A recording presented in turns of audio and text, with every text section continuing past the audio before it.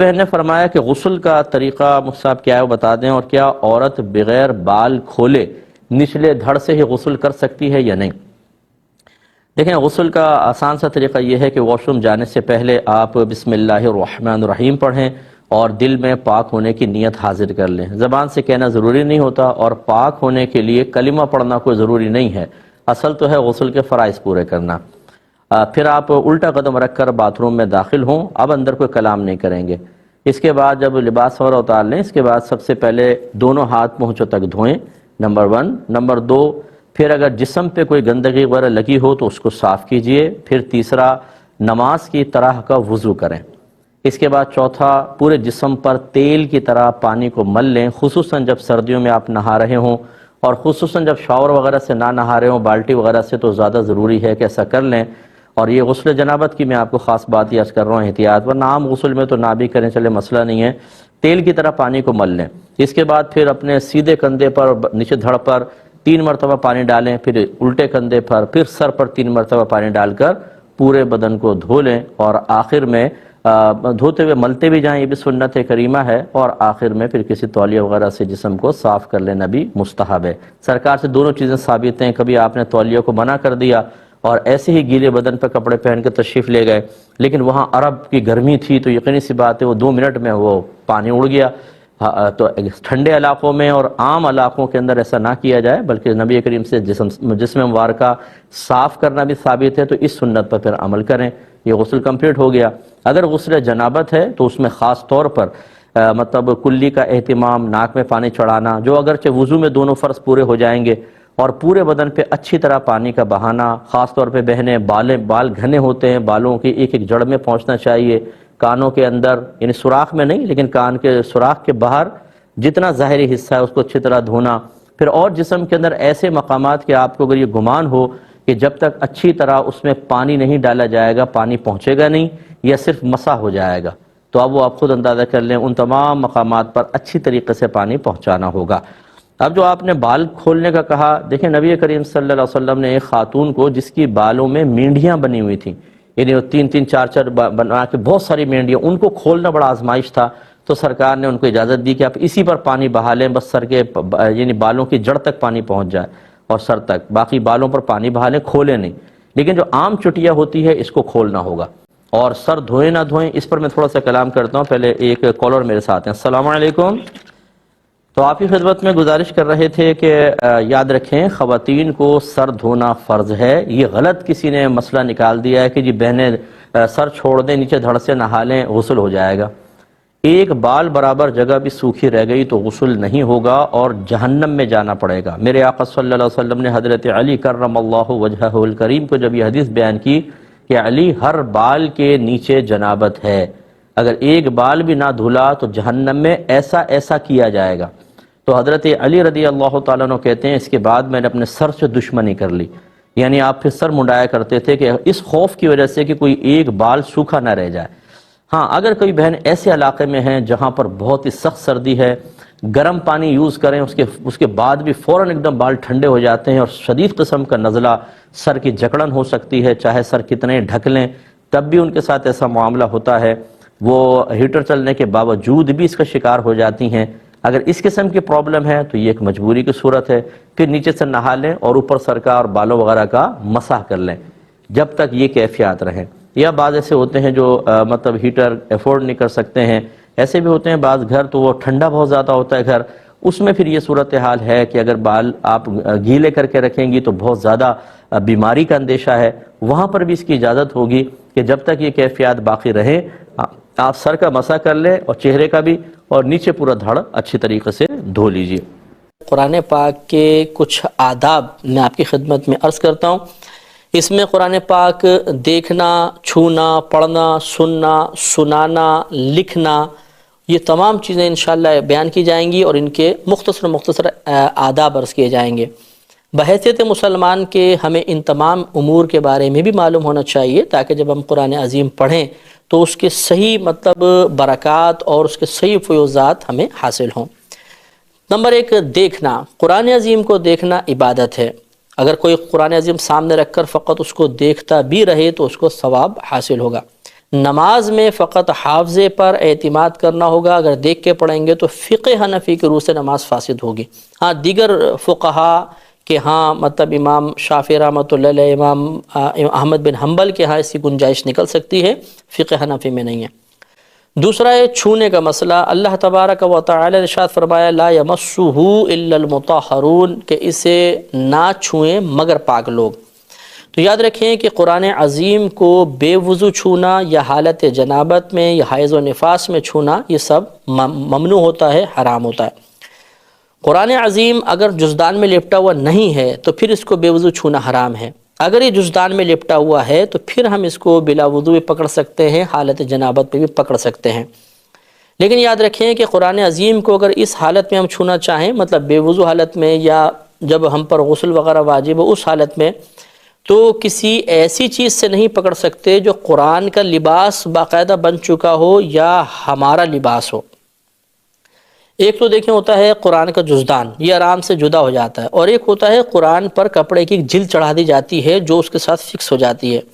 تو یہ قرآن کا گویا کہ لباس بن گیا۔ اب اگر ہم اس کو پکڑیں گے تو وہ قرآن کے ہی حکم میں ہوتا ہے۔ اسی طرح قرآن کا گتہ جو ہوتا ہے وہ چپکا ہوا ہوتا ہے، حالانکہ گتہ قرآن نہیں ہے، لیکن چونکہ قرآن کے ساتھ چپک چکا ہے، اس کا ایک حصہ بن چکا ہے، لہذا اس کو چھونا بھی قرآن کو چھونا کہلائے گا، اس کے اوپر سے بھی اس کو نہیں پکڑ سکتے۔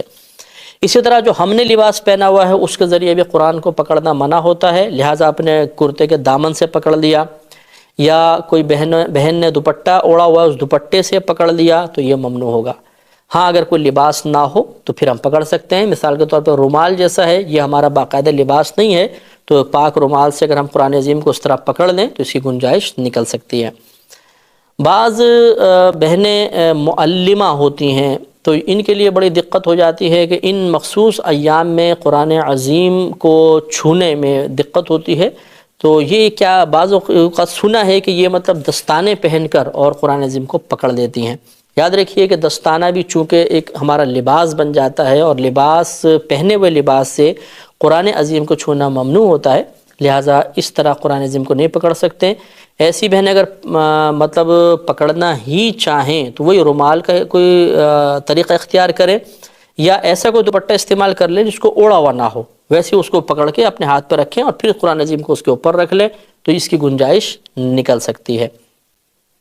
بعض اوقات روڈ پر یہ آیات کے ٹکڑے وغیرہ پڑے ہوئے مل جاتے ہیں اور بے وضو حالت میں ہوتے ہیں، ایسی صورت میں اگر باوضو ہیں تو پھر تو فوراً اٹھا لینا چاہیے، اگر بے وضو ہیں یا حالت جنابت میں ہیں تو جیسے بھی بتایا کہ قرآن عظیم کو چھونا منع ہے، لہذا بہتر یہ ہے کہ کسی رومال سے اس آیت کو اٹھا کر اور اونچے مقام پہ رکھ دیا جائے، ویسے نہ چھوڑا جائے۔ ہاں اگر مطلب یہ کہ ہمیں کوئی آیت وغیرہ نظر نہیں آ رہی، ویسے اردو وغیرہ لکھی ہوئی ہے تو پھر گنجائش نکل سکتی ہے، کیونکہ اگر ہم ہر کاغذ کو اٹھانا شروع کریں گے تو بہت شدید مطلب مشقت میں مبتلا ہو جائیں گے، اس لیے اگر باقاعدہ کوئی آیت نظر آئے تو بہرحال اس کو اٹھانا چاہیے اور اس کو اٹھانے میں احتیاطی کرنی چاہیے۔ یہ مسئلہ بھی یاد رکھیں کہ قرآن عظیم کا جیسے خود قرآن کی عربی عبارت کو چھونا منع ہوتا ہے، ایسے ہی اس کے ترجمے کو چھونا بھی فقہائے اسلام نے منع قرار دیا ہے، چاہے وہ کسی بھی زبان میں ہو، انگلش ہے، اردو ہے، فارسی میں ہے۔ لہذا اخبارات میں خاص طور پہ آپ ملاحظہ فرمائیے گا کہ یہ فرمان الہی کے نام سے یا آیات کے تراجم آتے ہیں، اور یہ ایسے مقام پہ ہوتے ہیں اکثر کہ وہاں پر اگر اخبار پکڑا جائے تو ہاتھ اس ترجمے پر بلا وضو لگ سکتا ہے، تو بہت احتیاط کرنی چاہیے کہ گھر میں بھی آئے یا آپ نائی کی دکان پہ جائیں یا ہوٹل وغیرہ میں آپ بیٹھے ہوں تو وہاں پہ اگر آپ قرآن یہ پڑھنا چاہیں اخبار تو اس مقام پر ہاتھ نہ لگے۔ اگر کوئی آپ اردو کی کتاب وغیرہ پڑھ رہے ہیں اور اس میں کوئی آیات بیچ میں لکھی ہوئی ہیں تو اس کا حکم یہ ہوتا ہے کہ آپ اس کتاب کو چھو سکتے ہیں، لیکن خاص وہ مقام جس پر وہ آیت لکھی ہے اس مقام پہ ہاتھ نہ لگنے پائے تو اس کا پھر چھونا جائز ہوتا ہے۔ تیسرا ہوتا ہے قرآن کا پڑھنا۔ یاد رکھیے کہ قرآن عظیم کو انسان بے وضو حالت میں پڑھ سکتا ہے، اگر بغیر چھوئے جیسے قرآن سامنے رکھا ہے زبان سے پڑھ لے بے وضو آدمی تو اس میں حرج نہیں ہے، یا قرآن سامنے نہ ہو ویسے حافظے میں جو باتیں ہیں یا عبارات ہیں اس کو زبان سے پڑھے تو یہ جائز ہوتا ہے۔ ہاں اگر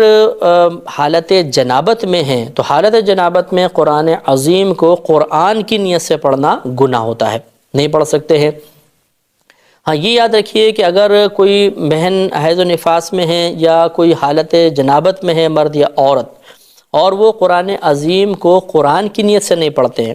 بلکہ دعا کی نیت سے، ثنا کی نیت سے، اللہ تبارک و تعالیٰ کی حمد کی نیت سے، تبرک کی نیت سے، برکت کے حصول کی نیت سے پڑھیں تو گنجائش نکل سکتی ہے۔ جیسے مثال کے طور پہ ربنا آتنا فی الدنیا حسنۃ وفی الآخرۃ حسنۃ وقنا عذاب النار، یہ آیت ہے، اس کو اکثر ہم اپنی دعاؤں میں پڑھتے ہیں۔ تو اگر کوئی حالت جنابت میں ہے اور وہ اس کو بطور دعا پڑھتا ہے تو اس میں شرعاً کوئی حرج نہیں ہے، لیکن ان لوگوں کے لیے بھی حکم یہ ہوتا ہے کہ یہ کلی کرنے کے بعد اس کو پڑھیں، اور ان کے لیے بھی افضل اور اولیٰ یہی ہے کہ اس حالت میں بطور دعا بھی نہ پڑھیں، افضل اور اولیٰ یہی ہے، لیکن اگر پڑھیں تو گنجائش نکل سکتی ہے۔ تو قرآن عظیم کو قرآن کی نیت سے اس حالت میں پڑھنا منع ہے۔ اب جو مطلب خواتین ہوتی ہیں یا بچیاں جو قرآن وغیرہ پڑھنے جاتی ہیں اور وہ مطلب بعض اوقات ان ایام میں ہوتی ہیں، ان کے لیے شرعی طور پہ حکم یہ ہے کہ وہ ان دنوں میں یا تو چھٹی کریں، اور یا پھر اگر وہ جانا چاہتی ہیں، سبق کا حرج محسوس ہوتا ہے تو قرآن عظیم کو ہجوں کے ساتھ پڑھیں یا ٹکڑے ٹکڑے کر کے پڑھیں، لفظ لفظ کر کے پڑھیں، جیسے الحمد، پھر وقف کر لیں للہ رب العالمین، اس طرح آپ لفظ لفظ توڑ کے پڑھیں گے تو اس کی گنجائش نکل سکتی ہے۔ لیکن چھونے کا وہی مسئلہ ہے جو میں نے آپ کی خدمت میں پہلے عرض کیا، اس میں تھوڑی سی ہمیں احتیاط کرنی چاہیے۔ اس کے بعد سننے کا مسئلہ ہوتا ہے، جب قرآن پڑھا جائے تو اس کو خاموشی سے سننے کا حکم ہے۔ یہ بہت بڑی مطلب بے ادبی ہوگی کہ اگر قرآن عظیم کسی مقام پہ پڑھا جا رہا ہو اور ہم اس کی طرف سے بے توجہ ہو کر اپنے دنیاوی کاموں میں لگے رہیں۔ لہٰذا کبھی بعض اوقات ہوتا ہے کہ ٹی وی کے اوپر قرآن کی کوئی تلاوت ہو رہی ہوتی ہے اور ہم آواز کھولے ہوئے ہوتے ہیں اور اپنے کاموں میں لگے ہوتے ہیں، تو اگر اس طرح قرآن پڑھا جائے تو خاموشی سے سننا واجب ہوتا ہے۔ اگر بالفرض کوئی کام ایسا ہے کہ انسان نہیں سن سکتا تو پھر آواز کو بند کر دینا چاہیے، آواز آ رہی ہو تو پھر سننا چاہیے۔ یہ یاد رکھیں کہ اسی طرح سنانے کا مسئلہ ہوتا ہے کہ اگر کسی مقام پر کوئی قاری پڑھ رہے ہیں، کوئی قرآن عظیم کی تلاوت کرنا چاہتا ہے اور بلند آواز سے کرنا چاہتا ہے تو ضروری ہے کہ وہاں کے سب لوگ اس کو سنیں۔ اب یہاں مسئلہ یہ ہوتا ہے کہ اگر پڑھنے والے نے پہلے پڑھا، کچھ لوگ بعد میں آئے، تو ان پر لازم ہے کہ اس کو بیٹھ کر غور سے سنیں، وہ اپنے کاموں میں مشغول نہ ہوں۔ اور اگر کچھ لوگ اپنے کاموں میں مشغول ہیں، پھر کوئی شخص آ کر وہاں قرآن پڑھتا ہے اور وہ پھر اس کی طرف متوجہ نہیں ہوتے ہیں تو یہ مناسب بات نہیں ہوتی ہے۔ تو دیکھا یہ جائے گا کہ غلطی کی ابتدا کہاں سے ہوئی ہے۔ اگر ایک شخص پہلے بلند آواز سے پڑھ رہا ہے، کچھ لوگ بعد میں آئے اور اپنے کام میں مشغول ہو گئے، تو ان لوگوں کی غلطی ہے۔ انہیں چاہیے تھا کہ یا تو اس کو پیار و محبت سے سمجھا کر کہتے کہ آپ آہستہ پڑھ لیں، ہمیں اپنے کام کرنے ہیں، اور یا پھر اس قرآن عظیم کو سنتے۔ اور اگر بالفرض کچھ لوگ اپنے کاموں میں مشغول ہیں اور کوئی شخص بعد میں آ کے ان کے پاس پڑھنا شروع کر دے تو اس شخص کا قصور ہے کہ اس نے لوگوں کو ایک آزمائش میں مبتلا کیوں کیا۔ لہذا اس کو یا تو پھر آہستہ پڑھنا چاہیے یا ان کو متوجہ کرنا چاہیے۔ یہی وجہ ہے کہ علماء نے منع فرمایا کہ جو ہمارے ہاں شبینے ہوتے ہیں یا تراویح بعض اوقات مائک پہ پڑھائی جاتی ہے اور کچھ لوگ سن رہے ہوتے ہیں اور جن جن تک آوازیں پہنچ رہی ہوتی ہیں ہر ایک تو متوجہ نہیں ہوتا، تو یہ مناسب بات نہیں ہوتی ہے۔ اس لیے بہتر یہ ہے کہ تراویح یا تو مطلب اس طرح اس انداز سے پڑھی جائے کہ جو حاضرین ان تک آواز پہنچے، باہر نہ جائے، اور یا پھر آہستہ مطلب بغیر مائک کے پڑھوا لی جائے۔ لیکن اکثر لوگ کیونکہ قرات سننا چاہتے ہیں اور مائک یوز کرنا چاہتے ہیں تو اس میں حرج نہیں ہے، لیکن اتنی بلند آواز نہیں رکھی جائے کہ پورے محلوں تک آواز جائے اور لوگ بے توجہی کی وجہ سے ایک نامناسب کام کے مرتکب ہوں۔ یہ بھی یاد رکھیں کہ اگر کوئی مجمع خاص طور پر قرآن سننے کے لیے جمع ہوا ہے، کہیں تلاوت ہو رہی ہے اور سب لوگ سننے کے لیے جمع ہوئے، اس وقت تو ہر شخص کے اوپر لازم ہے کہ وہ قرآن کو غور سے سنے گا۔ اور اگر کوئی مقام ایسا ہے کہ جہاں پر وہ مجمع قرآن سننے کے لیے جمع نہیں ہوا تو ایک دو آدمیوں کو غور سے سن لینا کافی ہے، باقی لوگ بری ذمہ ہو سکتے ہیں۔ افضل اور اولیٰ تو سب کے لیے یہ تھا کہ توجہ سے سنتے، لیکن ایسی حالت میں اگر کچھ لوگ توجہ نہیں بھی کریں جبکہ بعض متوجہ ہیں تو گنجائش نکل سکتی ہے۔ اس کے بعد قرآن لکھنے کا مسئلہ ہے۔ یاد رکھیں کہ بے وضو حالت میں یا حالت جنابت میں قرآن عظیم کو لکھنا یہ فقہا نے فرمایا کہ مناسب نہیں ہے، کیونکہ جب لکھیں گے تو ہو سکتا ہے ہاتھ اس آیت کے بعض حصے پر لگے گا، تو احتیاط کرنی چاہیے۔ اگر آپ کمپوزنگ کر رہے ہیں تو اس میں چونکہ انگلیاں ٹچ نہیں ہوتی ہیں آیت سے، تو اس کی گنجائش نکل سکتی ہے۔ آخر میں ایک مسئلہ یہ ہے کہ بعض اوقات مصحف بوسیدہ ہو جاتا ہے تو بعض لوگ پوچھتے ہیں کہ ہم قرآن عظیم کو جلا دیں، تو یہ مناسب بات نہیں ہوتی ہے۔ اس میں قرآن عظیم کو دفنانے کا حکم ہے کہ کسی پاک مقام پر جس طرح قبر باقاعدہ بنائی جاتی ہے ایسے قرآن کو دفنا دیا جائے، یا سمندر وغیرہ میں ان اوراق کو ٹھنڈا کروا دیا جائے، جلائے نہیں، یہ مناسب نہیں ہوتا۔ اور آخری مسئلہ عرض کر کے بعض اوقات قرآن ہاتھ سے گر جاتا ہے تو بعض لوگ سمجھتے ہیں کہ اس پر کفارہ لازم ہو جاتا ہے اور وہ اس قرآن کے وزن کے برابر آٹا خیرات کر دیتے ہیں، تو اس کا کوئی شرعی مسئلہ نہیں ہے۔ اگر خدا نخواستہ غلطی سے قرآن گر جائے تو یہ غفلت کی وجہ سے اللہ کی بارگاہ میں توبہ کر لیں، یہ کافی ہے، اس پہ کفارہ وغیرہ کچھ بھی لازم نہیں ہوتا ہے۔ ایک یہ کہتے ہیں کہ پلاننگ کے ساتھ یہ حلالہ کرنا شرعاً جائز ہے کہ نہیں، جس کو مشروط حلالہ کہتے ہیں۔ اس میں بھی ایک بات سمجھ لیں کہ جب شوہر 3 طلاقیں دے دیتا ہے تو پھر وہ زوجہ اس شوہر سے دوبارہ نکاح اس وقت تک نہیں کر سکتی جبکہ اس کے علاوہ کسی اور شخص سے نکاح کرے، پھر باقاعدہ دونوں میں جسمانی تعلق قائم ہو، پھر دوسرا شوہر اپنی مرضی سے اس کو طلاق دے یا اس کا انتقال ہو جائے، پھر یہ عورت اس کی عدت گزار کر پہلے شوہر کے قابل ہو سکتی ہے، ورنہ یہ پہلے شوہر کے پاس نہیں آ سکتی ہے۔ اچھی طرح ذہن میں رکھیے۔ اب بعض اوقات ایسا ہوتا ہے شوہر نے 3 طلاقیں دیں تو مشروط اور وتھ پلاننگ ایک حلالہ کیا جاتا ہے، یعنی دوسرے شخص سے کہا جاتا ہے بھئی دیکھو تم سے حلالہ کر رہے ہیں، تم کو مطلب جسمانی تعلق قائم کر کے تمہیں طلاق دینی ہوگی، تو یوں پہلے سے مشروط کر لیتے ہیں۔ کیا اس سے حلالہ ہو جاتا ہے کہ نہیں؟ یاد رکھیں حلالہ اس سے بھی ہو جائے گا، عورت اس کے بعد بھی پہلے شوہر کے لیے حلال ہو جائے گی، لیکن ایسا کرنا مکروہ تحریمی ہے،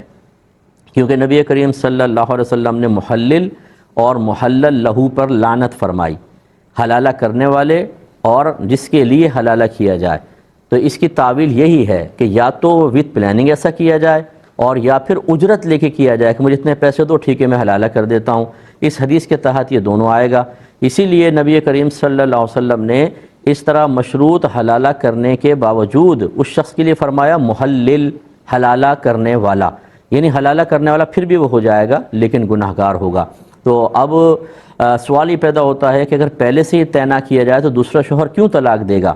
تو اس میں دیکھیں اشارتاً کنایتاً کام کر سکتے ہیں، صراحتاً طے نہیں کر سکتے ہیں۔ مثال کے طور پر جس شخص سے حلالہ کروانا ہے کوئی تھرڈ شخص اس کے پاس چلا جائے، تھرڈ پارٹی جو سب ماحول جانتا اور اسے کہے کہ یار فلاں کے گھر ایسا ہو گیا ہے، اگر تھوڑی بہت ان کی مدد کر دی جائے تو اللہ تعالیٰ اس کو بھی اجر دے گا جو ان کے گھر بسانے میں مددگار ثابت ہوگا۔ بس یہ اشارہ کر دیا، اب وہ پیغام پہنچا اس کے پاس تو وہ سمجھ جائے کہ ہاں یہ پہلے شوہر کے لیے ایسا کیا جا رہا ہے تو از خود وہ کر لے، وہ ٹھیک ہے۔ یہ ہے اشارتاً کنایتاً، جیسے کہ جو عورت عدت میں ہوتی ہے اسے صراحتاً واضح طور پہ نکاح کا پیغام دینا گناہ ہوتا ہے، حرام ہے، قرآن نے منع کیا، لیکن اشارتاً کنایتاً اس کے ساتھ بھی جائز ہے۔ جیسے کوئی شخص عورت سن رہی ہو اور کسی سے کہے کہ یار میں انشاءاللہ کوشش کروں گا کہ کوئی اچھی پاک باز عورت سے نکاح کروں، یہ میرا ارادہ ہے جو ان اوصاف کی حامل ہو، اور وہی اوصاف ذکر کر دے جو عورت کے ہیں۔ اب یہ صراحتاً پیغام نہیں دیا لیکن عورت سمجھ گئی کہ یہ شادی کرنا چاہتا ہے، اس طرح کی اشارتاً کنایتاً تو دوران عدت پیغامات دیے جا سکتے ہیں، صراحتاً منع ہے۔ اسی طریقے سے یہاں پر ہوگا، امید ہے کہ آپ بات سمجھ گئے ہوں گے کہ بعض اوقات کہیں سے آپ نے کسی بچے کو لے لیا، اس کا باپ کوئی اور ہے، اب اگر آپ اس کے باپ کا نام کاغذات میں لکھوائیں گے تو بعض اوقات باپ کو سائن کرنے ہوتے ہیں، باپ کا شناختی کارڈ ڈالنا ہوتا ہے، آپ اپنا ڈال نہیں سکتے، خود سائن نہیں کر سکتے، اور باپ کا پتہ نہیں ہے، بعض اوقات باپ مر گیا، فرض کر لیں آپ نے بچہ اڈاپٹ کر لیا تو پھر بڑی پرابلم کریٹ ہو جاتی ہے۔ اس صورت میں سوال کرتے ہیں کہ کیا اس کے والد کے خانے میں میں اپنا نام لکھ سکتا ہوں؟ تو دیکھیں جواب کیا ہے، لکھ سکتے ہیں، بوقت ضرورت ایسا لکھ سکتے ہیں جب ایسی پریشانی ہو۔ تو وضاحت یہ ہے کہ جو حدیث میں ہے وہ نسب بدلنے کو منع کیا گیا ہے، آپ یہاں نسب نہیں بدل رہے، آپ مجبوراً نام لکھ رہے ہیں کیونکہ اصل باپ آ کے سائن نہیں کر سکتا، اپنا شناختی کارڈ پیش نہیں کر سکتا، دیگر مسائل ہو جائیں گے، کہاں کریں گے، کیا کریں گے، بڑے مسئلے ہوں گے، اس وجہ سے مجبوراً اپنا نام لکھا ہے، نسب نہیں بدلا۔ اور اس کی علامت یہ ہوگی کہ جب کوئی پوچھے کس کا بچہ ہے تو آپ اس کے اصل باپ کا نام لیں اور مشہور کر دیں کہ بھئی ہمارا بچہ نہیں ہے، فلاں کا ہے، لیکن ڈاکومنٹس میں ہم نے مجبوراً یہ لکھا ہوا۔ اسی طرح جب شادی بیاہ ہوتی ہے اس میں بعض اوقات پھر والد کے نام کی جگہ کیا ہم اپنا نام لکھوا سکتے ہیں، اور لکھوائیں تو کیا نکاح صحیح ہوگا؟ جی بالکل صحیح ہوگا۔ باپ کا نام صرف بچے کی شناخت متعین کرنے کے لیے ہوتا ہے، یہ کون ہے، وہ اگر آپ نے تمام کاغذات میں اپنا نام لکھوایا ہوا ہے اور نسب بدلنا یہ مقصود نہیں ہے، جس کی علامت یہی تھی جو میں نے بتائی کہ آپ نے سب کو بتایا ہوا ہے کہ بچے کا باپ میں نہیں ہوں دوسرا ہے، یہ مجبوری دیگر کاغذات کے ساتھ ساتھ نکاح نامے میں بھی ہوگی۔ اگر نکاح نامے میں اصل باپ کا نام لکھوا دیا، بعد میں کوئی پرابلم ہوا تو کہیں گے تو دھوکہ ہے، یہ تو تمہارا ہر جگہ ڈاکیومنٹس میں تمہارا نام ہے باپ کی جگہ، یہ کون آ گیا باپ، بڑے پرابلم۔ تو اس لیے صرف ڈاکیومنٹیشن کے لیے آدمی اگر اپنا نام لکھوا دے، اصل باپ کا نام لکھوائے، جبکہ مشہور اس بچے کو اصل باپ کی وجہ سے کرے، اسی کی طرف منسوب کرے، اسی کا کہے، تو کوئی حرج نہیں ہے۔ لیکن اگر ایسا ہو کہ نام بھی اپنا لکھوایا اور جو کوئی پوچھتا ہے کس کا بچہ ہے، یہ ہمارا بیٹا ہے، یہ ہے غیر باپ کی طرف منسوب کرنا، اور اس کا وبال آخرت میں ہوگا۔ یہ اچھی طریقے سے ذہن میں رکھ لیجئے۔